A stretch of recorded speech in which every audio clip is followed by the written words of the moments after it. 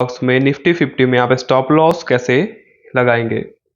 Simple, हमें app open करना है, ऑप्शंस पे मैं क्लिक करता हूँ एंड यहाँ पे मैंने निफ्टी 50 देख लिया।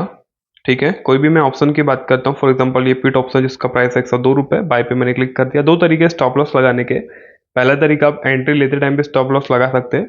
यहाँ पे आपको जीटीटी का ऑप्शन शो करेगा, जीटीटी पे क्लिक करना है, स्टॉप लॉस पे हमने क्लिक कर दिया। इस ऑप्शन का प्राइस कितना है, 102 रुपये। 102 रुपये इसका प्राइस है, तो मैंने सोचा कि मैं इसका स्टॉप लॉस लगाना चाहता हूँ 80 रुपये में।